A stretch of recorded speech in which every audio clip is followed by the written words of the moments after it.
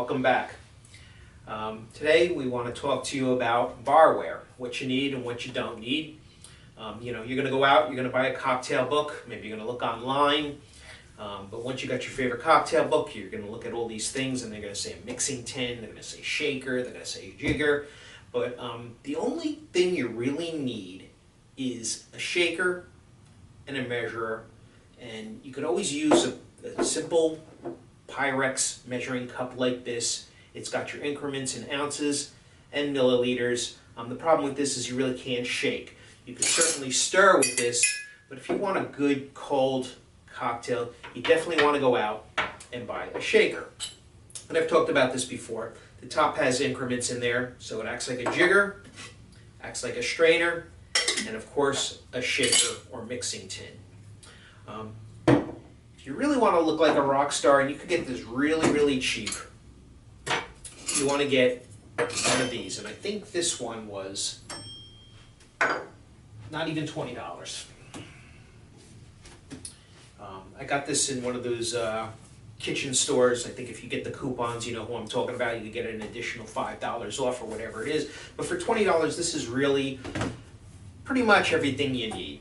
And it comes with tongs, because you don't want to use your hands for ice if you're entertaining. People get squeamish about that. So ice tongs, muddler, this is for your mojitos, your fruit, crushing the mint. Could even use it as a stir, although I wouldn't do that. And of course, you have a mixing glass, a mixing tin, fill with ice, shake, and then what you want to do is you definitely want to strain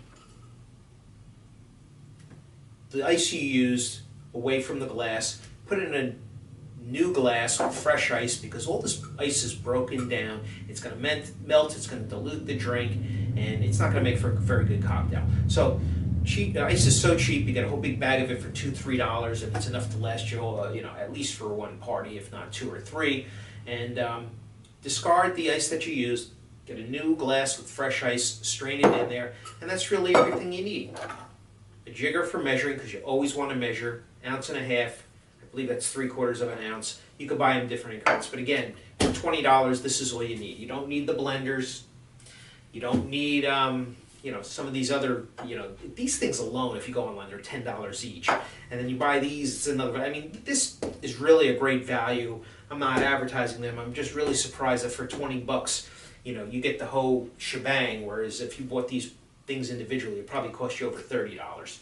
So when you're looking at these recipe books, remember, they took great pains to get the ingredients down into the precise measurement.